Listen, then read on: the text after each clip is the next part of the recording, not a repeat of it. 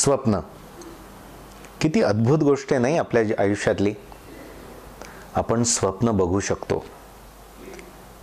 विश्वात फक्त माणसांना स्वप्न बघता येतात. इतर कुठल्याही प्राण्यांना स्वप्न नाही बघता येत.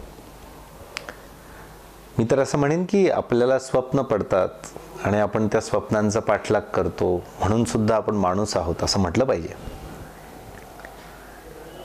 ही जी माणसाला स्वप्न पडत गेली ना, त्याच्यातूनच जग निर्माण होत गेलं. जे कधीच अस्तित्वात नाही असं अस्तित्वात येण्यासाठी माणसाला स्वप्न पडतं आणि त्याच्यातून नवनवीन गोष्टींचा जन्म होऊ लागतो.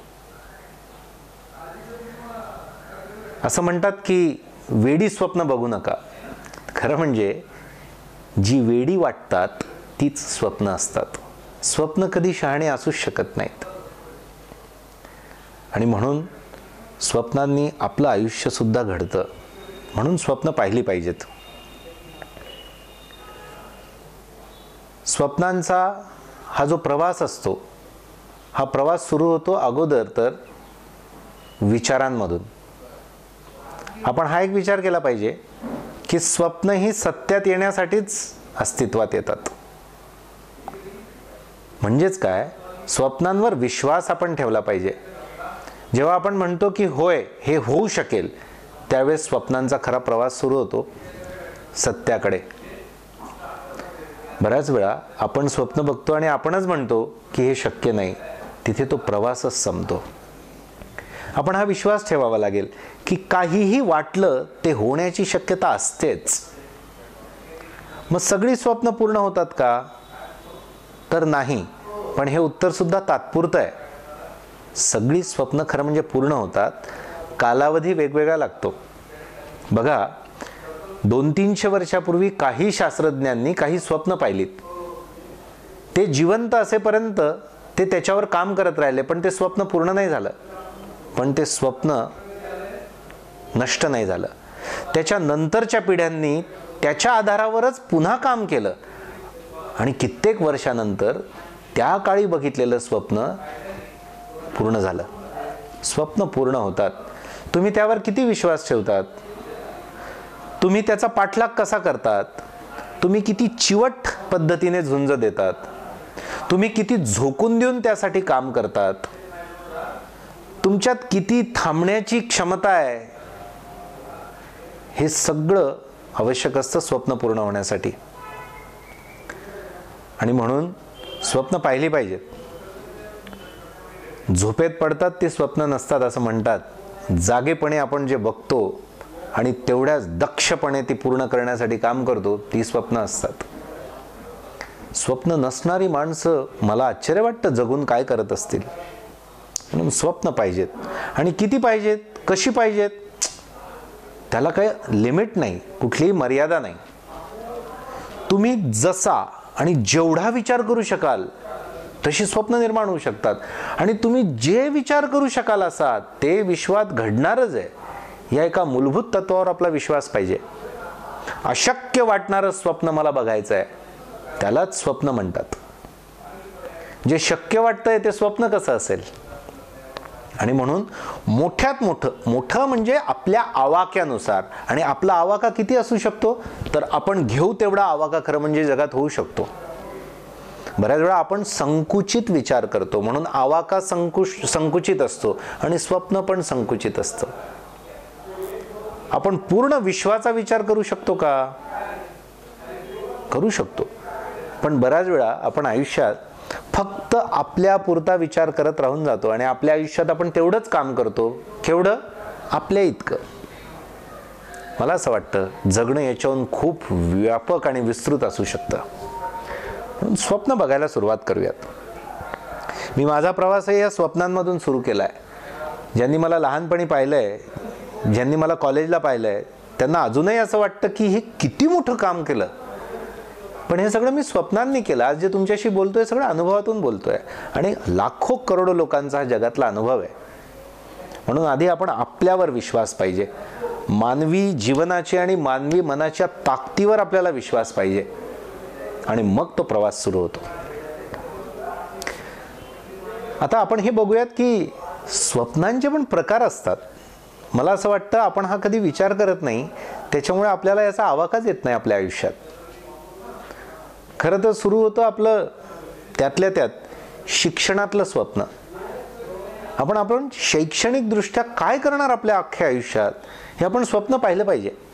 ते काही ग्रॅज्युएशन, पोस्ट ग्रॅज्युएशन किंवा एखाद्या प्रोफेशनल कोर्सने संपून नाही जात. खरं म्हणजे संपतं. 90% अधिक लोकांचं स्वप्न हे शैक्षणिक संपून जातं. ते कमवायला लागले, नोकरीला लागले, व्यवसायाला लागले की त्यांचं शिक्षण थांबतं. मला असं वाटतं स्वप्न लिहून ठेवावीत आणि ती निश्चित असावीत. तर पहिली गोष्ट आपण लिहूया की माझं शिक्षणातलं काय स्वप्न आहे, माझ्या संबंध आयुष्यात मला काय काय शिकायचं आहे. मग ते कदाचित फॉर्मल एज्युकेशन असेल, इनफॉर्मल एज्युकेशन असेल, मला काय काय शिकायचं आहे. आपण अशी लोकं बघितली आहे की ज्यांनी 60 नंतर PhD केली. आपण अशी लोकं बघतो की जे 70 नंतर एखादं कौशल्य शिकतात. तर अशी आपल्याला एक यादी आपल्या स्वप्नांची करता येईल का की मला माझ्या आयुष्यात काय काय शिकायचं आहे, किती शिकायचं आहे. आपलं शैक्षणिक स्वप्न. दुसरं असतं आपलं करिअरचं स्वप्न. बऱ्यापैकी हे आपण बघतो, पण हे पण आपण व्यवस्थित बघत नाही किंवा याची पद्धत योग्य नसते. ठरवूया ना की आपल्याला निश्चित आपल्या क्षेत्रात आपण जे क्षेत्र निवडतोय त्यात कुठपर्यंत जायचं आहे, नेमकं काय मिळवायचं आहे, का मिळवायचं आहे आणि सुस्पष्टता त्याच्यात आहे का की माझ्या करिअरमध्ये माझं स्वप्न काय. हे लिहिलं पाहिजे. मी पुन्हा पुन्हा सांगतोय. मला असं वाटतं तिसरं स्वप्न आपण असं बघावं की माझं व्यक्ती म्हणून माझं स्वप्न काय, म्हणजे मी म्हणून माझं शरीर, माझं दैनंदिन जीवन याच्यात मला काय अचीव करायचं आहे. मग ते फिजिकल फिटनेसबद्दल असू शकतं, आहाराबद्दलचं असू शकतं, छंदांबद्दलचं असू शकतं, अनेक गोष्टी असू शकतात. तर माझं वैयक्तिक असं स्वप्न काय. चौथं असतं ते खरं म्हणजे करिअरशी जोडून येतं असं मला वाटतं. ते म्हणजे आर्थिकदृष्ट्या माझं काय स्वप्न आहे.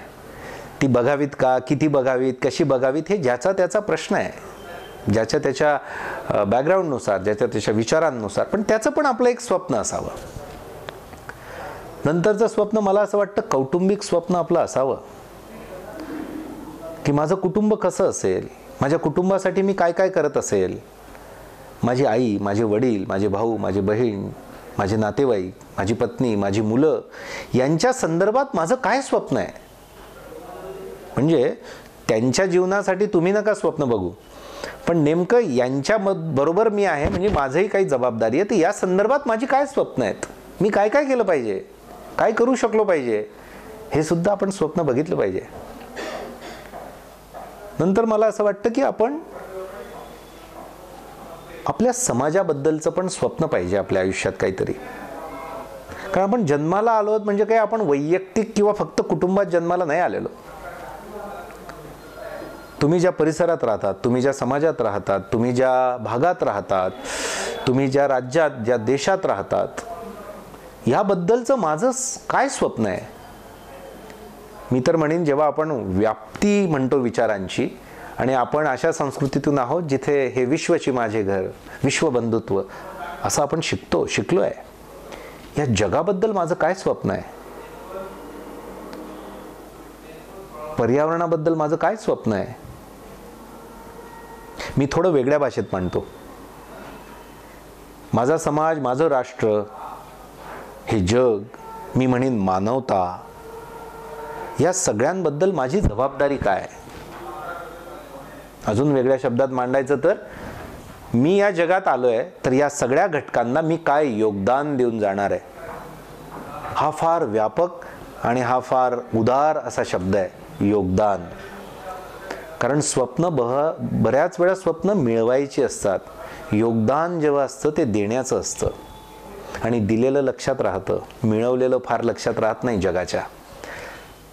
तर माझं योगदान काय असेल या जगासाठी, इथल्या घटकांसाठी.